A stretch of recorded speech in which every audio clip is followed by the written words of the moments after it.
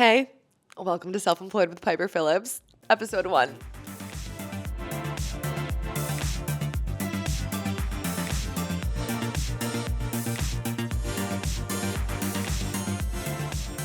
Hello, and welcome to Self-Employed with Piper Phillips, episode 1.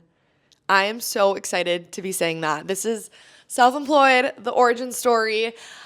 Thank you, every single person who's listening to this right now. If this is the first time you're seeing my face or hearing my voice, hello. If you've come from TikTok, Instagram, in real life, friends, whatever, thank you for listening to this. This is something I'm so excited about and has been a passion project of mine that I am now putting my whole heart and soul into, because this is what I wish existed when I quit my job a year ago. So this episode, we're going to get to know each other. I'm going to tell you guys a little bit what you can expect from this show. And then I'm going to go into sharing my story of how I went from working at a job that I loved to not loving it anymore to now being 14 months self-employed, supporting myself financially in New York City, completely self-employed as a 24-year-old. This is the show that I wished existed when I quit my job a year ago, because everyone loves to tell you to quit your job. It is incredibly glamorized. The whole ideal of quitting your job and doing your own thing, our society has put on a pedestal. And I went viral, blew up on TikTok, created a following by talking about my job and then quitting my job. Like, that was my shtick. But first, I want to have a chat, me and you, about what you can expect from this show.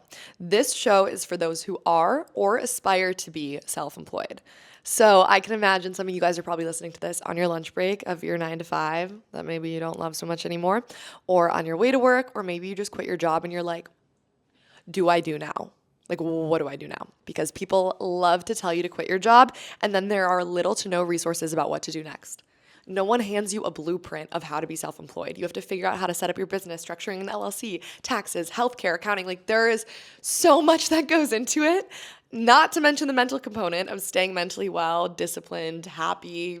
Like, we're going to get into all of that. When you listen to these episodes, you're going to be one of 4 things, if not all of them. You're going to be educated, you're going to be inspired, you're going to be entertained, and you're going to be comforted.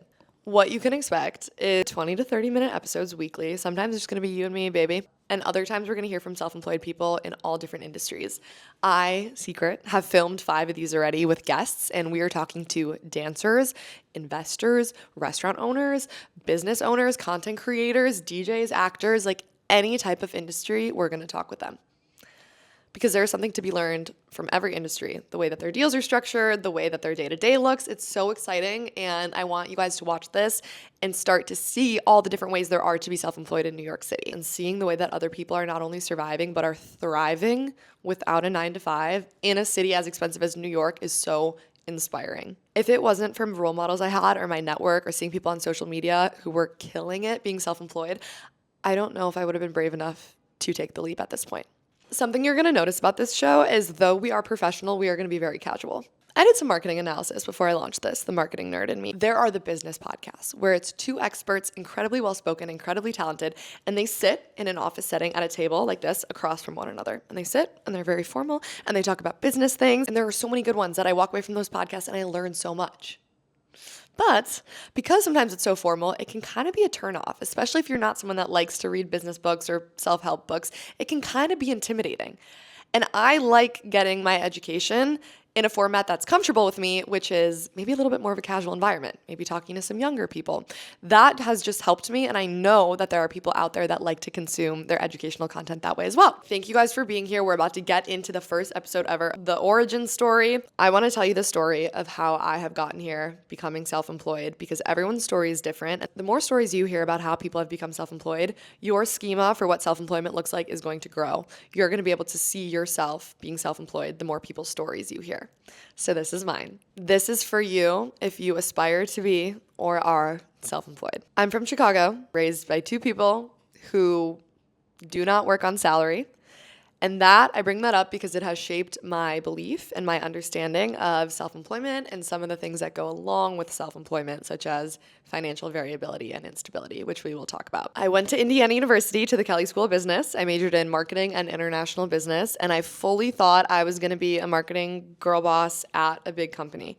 If you would have asked me in my junior year of college what I wanted to do, I wanted to do marketing for L'Oreal or BMW. I wanted to be that corporate girl killing it in marketing. That is what I was told was the right thing to do. You get a degree and then you go work at a big company. The bigger, the flashier, the better. That must mean you're smart, right? If Google hires you, it means you're smart. Not to say if you work at Google, you're not smart. You are probably very intelligent. But my point is that in society for post-grad people, that's what's valued. The value is placed on, do people recognize the name of the company you work for? At least that was my experience in my friend group, my peer group, and the school that I went to. Despite being very academically involved in college, like seriously working for the Kelley School Office of Admissions. I was in a sorority, I was in a business fraternity. I had internships almost every year and during the year. I graduated without a job, completely by choice. I wanted to start my own marketing agency. I always knew I was going to be self-employed. Like growing up, I always knew I was going to work for myself.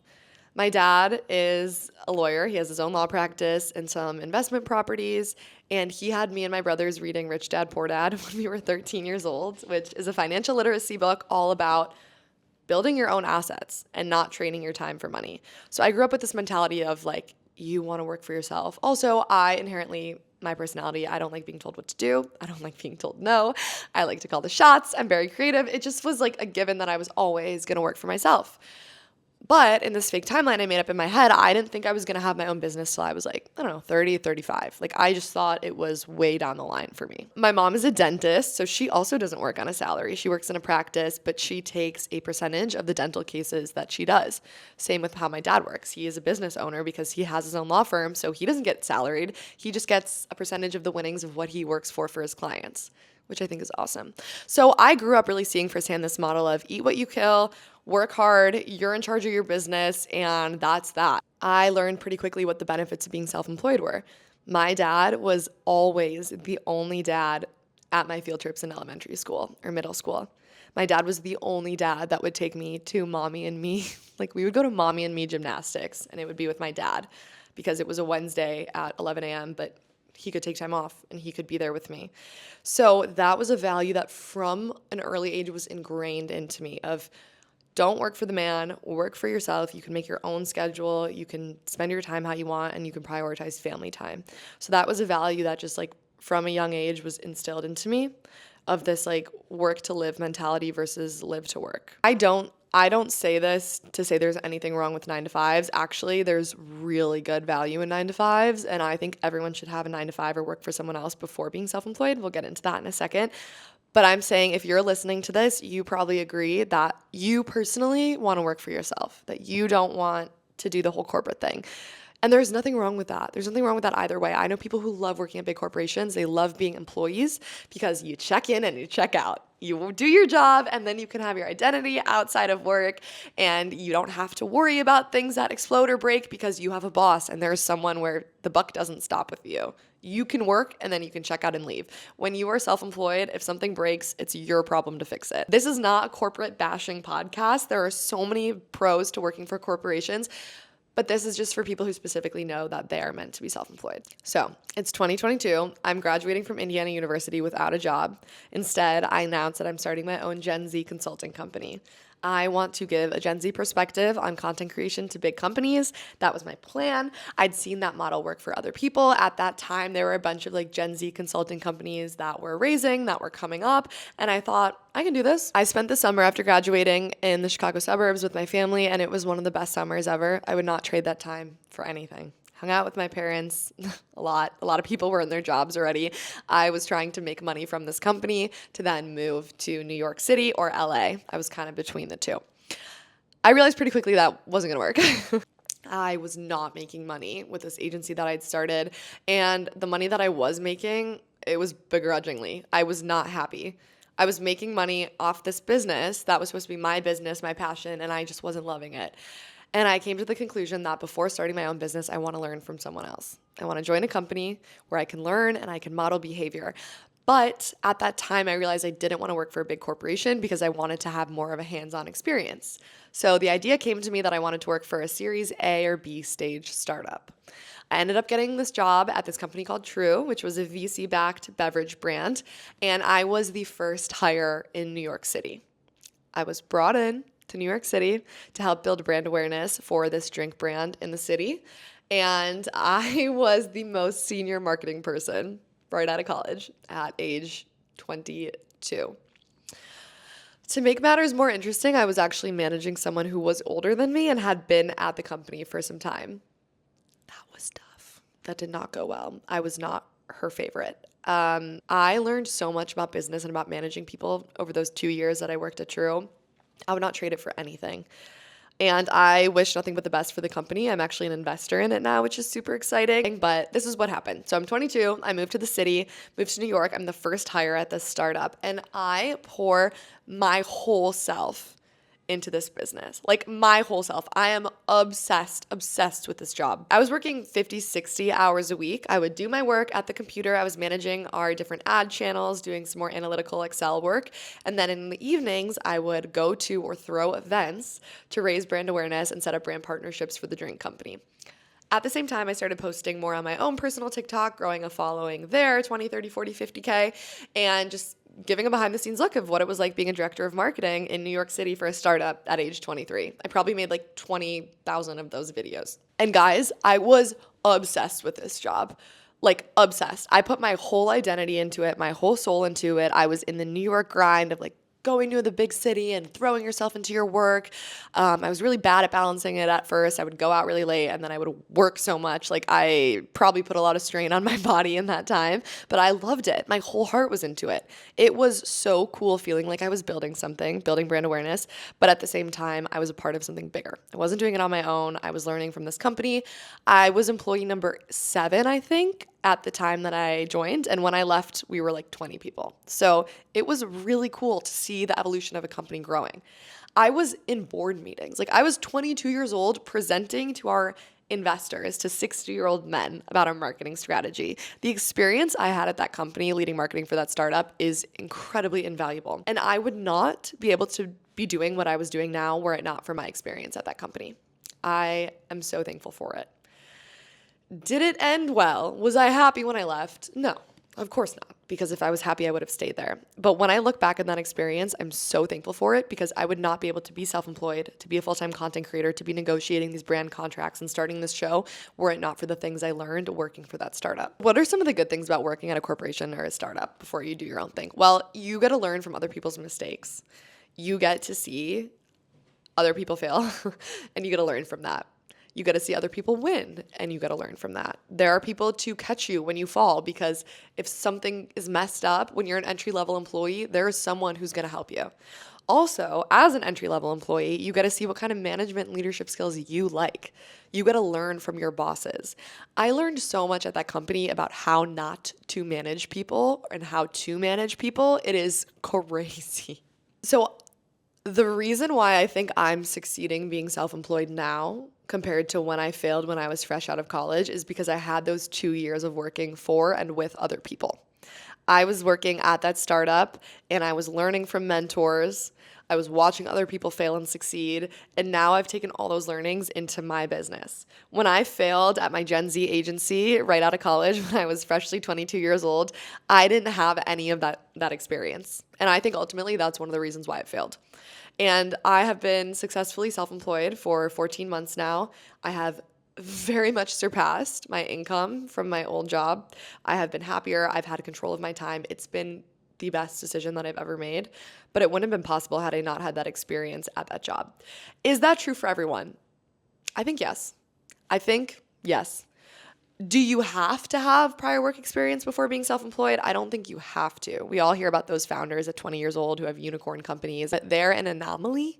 And for the average person, having experience being an employee before being self-employed does not hurt. I think it can only help you. So I quit without a backup. I don't advise that. But the reason I did it is because at the time I quit my job, I was making enough money to cover my bare expenses from TikTok. So when I was at that job, I was starting to build my social following and I was getting brand deals, brand partnerships. And for 3 or 4 months, I had been at the point where I was covering my rent and my living expenses with money from TikTok and with brand deals. So I was like, okay, I know at least I'm going to be able to pay my rent. I'm going to be able to feed myself. I have no other expenses. I'm 20-something in New York City. This is the time to take a risk.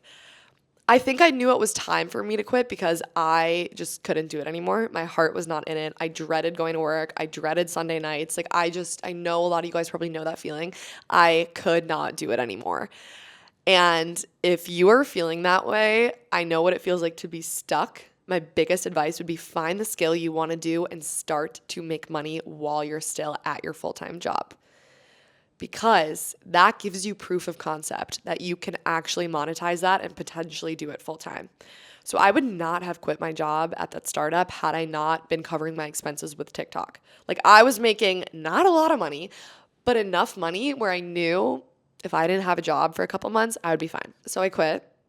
And what happened after that was incredible because no one was hiring. It was Christmas time that I quit. And I was like, well, okay, February or March, I'll probably get a job because no one hires in the new year right away. And then one thing led to another, and I started making more money as a content creator. I had my first huge deal with Starbucks. That was 5 figures. And I was like, well, wait, I just paid my rent for a couple months. I can breathe a little bit. I can figure out what I want to do. So I started doing some more networking calls, still thinking I was going to get a full-time job.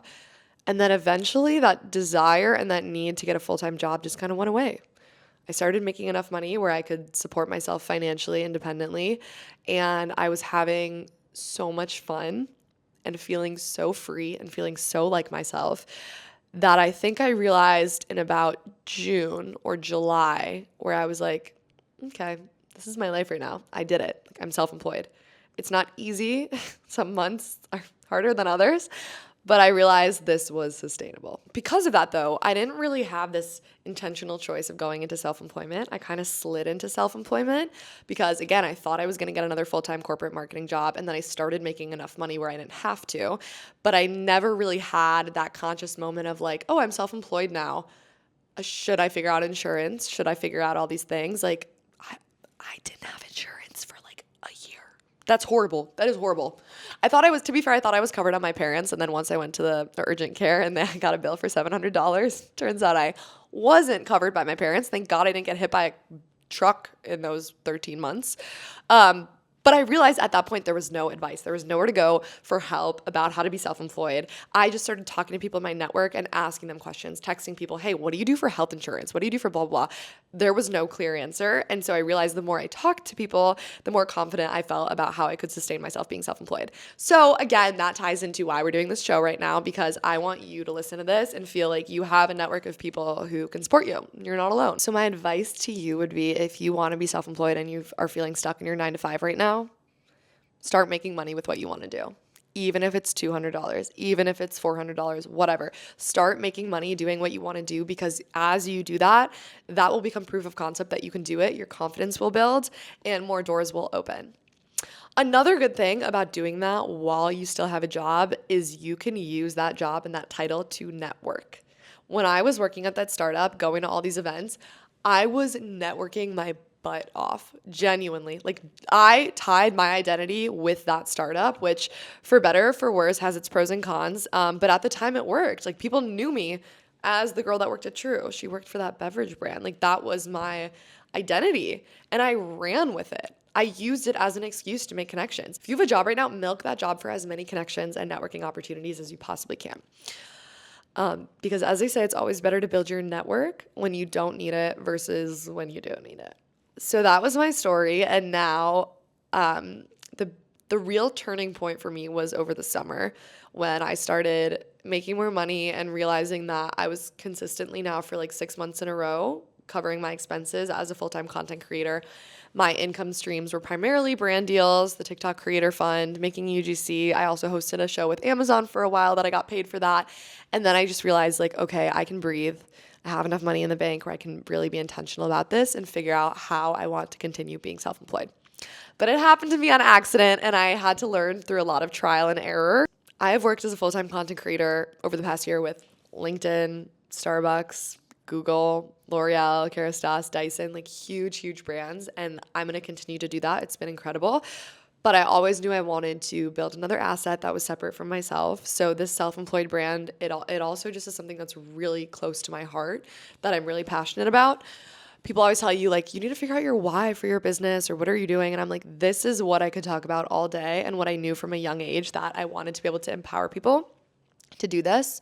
And I'm no expert. We're figuring this out together. There are still things I don't know, which is why we're going to be bringing on experts and why I'm going to be so honest about this whole experience. Thought it would be fun for the first episode to talk about some good and bad of self-employment. I originally had a list of good things about being self-employed and bad things about being self-employed.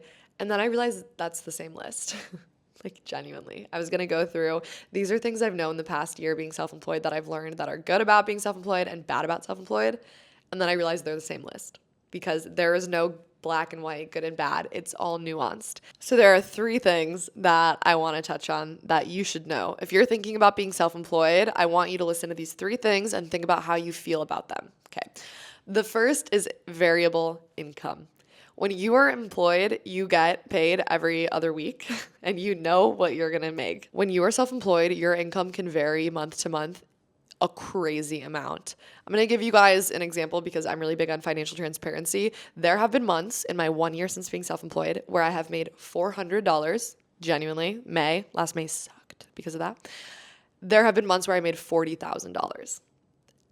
And yeah, that was crazy. So it is the biggest thrill. So the bad part of that is it becomes really difficult to plan your finances, especially in a place like New York City. It can be really hard to learn how to budget when it's hard to forecast your income because it can vary month to month, especially in the content creation space or any other industry where it's basically sales and getting contracts. So for example, my boyfriend and I are thinking about what kind of apartment we want or like if we want to renew our lease or move in August. And I don't even know where to start because I have no idea what I'm going to be making in August. Like, I have guesses based on my historical data of 1 year, but I'm starting this now. I don't know what's going to happen. Also, content creation is a really cyclical business. So like some quarters, there are a lot more brand deals versus other quarters. And it's really hard to plan. So that is something that people complain about a lot. Also, I don't know if you guys have heard of this thing called net 30, net 60, net 90, which means I have a partnership that I did last December that I don't get paid for a full fiscal quarter. So you work on a partnership for a month maybe, then it goes live and they say, great, we're going to pay you 90 days later.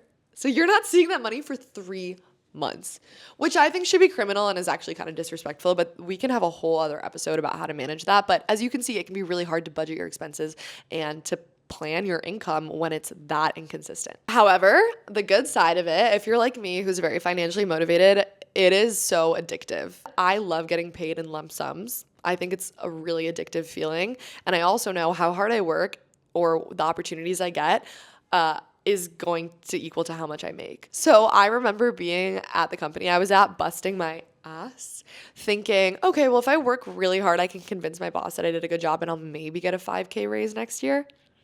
That just didn't motivate me. Now I know that my potential earning is absolutely uncapped. Like there is no ceiling of how much you can earn when you're self-employed, which can also be really exciting. So the fact that there's such a variable of how much you're earning can be scary, but you just have to remember, and I love the feeling of like, I could wake up tomorrow with an email that changes my life and that explodes my revenue. So how cool is that? The other thing that is both good and bad, it's a lot of like dialectical here, is time. So you got to make your own schedule, which is amazing and which a lot of people say is one of the best parts of being self-employed. But there is a funny quote about being a founder, which is, I didn't want to work 9 to 5. I gave up my 9 to 5 and now I work 24/7, which is true. So the great thing about being self-employed is, yes, you got to change your schedule around. Yes, there are days, many days, where I'm going to Pilates at 1 p.m. on a Wednesday because I can, or I'm going to a brand event and getting free clothes at 10 a.m. on a Monday because I can. And that's amazing and so cool. And I can go on vacation and I don't have to ask anyone and I can do that. At the same time, I always feel like I should be working. I always have this feeling of needing to be productive. Boundaries do not exist when you're self-employed, especially as a content creator, when my life is what I monetize. Weird thing to say. I monetize my personal brand in my life. It can be really hard to establish boundaries. That is both a benefit and a challenge. Again, nothing's black and white. It's more just knowing how you work. I have friends that are content creators that are really into routines and they have a routine. They treat this like a 9 to 5. Like they wake up at 7 a.m. every day. They do blah, blah, blah. They work out then. Like they're very routined out. I don't work well that way. And I know that my mood changes a lot, and I follow when I get these bursts of passions. I'm also someone that doesn't do well with routine. I like having a lot of variety in my schedule. Every week and every day looks different for me. So you also just have to know that about yourself. You have to learn. I remember quitting my job when I first had become self-employed. Like, it was a lot to try and figure out, how do I schedule my days? Some days you got 1,000 things going on. Some days you got nothing going on. It's knowing how to schedule out your work as well. And that's just something that I think you learn. Like, that's something that I've just learned over time. I also play music. I play piano right here next to me. You guys can see. And I do that once a week. And so I have these things that give me routine. But like, my workout schedule every week is different. My social schedule every week is different. And the hours that I work every week is different. So again, just not good or bad, just it is. You have to learn what's best for you. Last thing that is neither good nor bad about being self-employed, but is just something to think about before you make the jump, is the identity shift. Here's what I mean about that. When you're an employee, you got to put your name behind a team, behind a company. Some people love that. Some people do not. And they find their identity and worth other places. That's great. I've noticed a lot of founders and entrepreneurs, once they take the leap to be self-employed, that work is their identity. That is where they put their worth, their time, the liability. It stops with you. And that's great and bad, because you got to own the wins when you do something self-employed, like when you land a big deal or you get a cool opportunity, you know it falls on you because of what you've done. At the same time, when something's messed up or you make a mistake, it's also fully you. That ownership, that mistake is yours and yours alone. So that's a big thing to grapple with. I also have struggled with not putting my identity and worth into how well my business is doing or how well my social media is doing. It can be really hard because, especially if you're an ambitious person, you take so much pride in your business. Every self-employed person I know takes so much pride in their business, otherwise they wouldn't be doing it. But I have learned it's so important to have that boundary. Like, there is the Piper that posts on social media and has this persona and speaks at events and gets huge brand deals. Like, that's great, but that's not but that's not where my value should come from. That's not where I should put fully my identity. So that has been another huge thing that people don't talk about as much, and I think we should, of like, how do you balance who you are behind closed doors versus who you are when you're building in public, or you're performing, or you're working, or you're giving talks, etc. And also from a legal perspective, the responsibility is on you. So it's cool and also scary because you have full control of your business. You can decide what type of agreements to go into, what contracts to go into. You can also potentially be personally liable for things that go wrong. So this is why it's so important to be educated and to have the right experts and people in your network. The last thing I'll leave you guys with, because I'm trying to be concise with these episodes, is that your potential is uncapped being self-employed. And it is not easy. However, even on my worst days doing this, I am so fulfilled because I know it's what I'm supposed to be doing. And I'm so thankful for the past versions of me. I'm thankful for the girl that tried to start the business and failed. I'm thankful for the girl that worked 2 years busting her ass for someone else's business, because without those versions of myself, I wouldn't be able to be the person that I am today. Sorry, that's so cheesy sounding. And I hate to leave you guys with such a cliche, but it's true.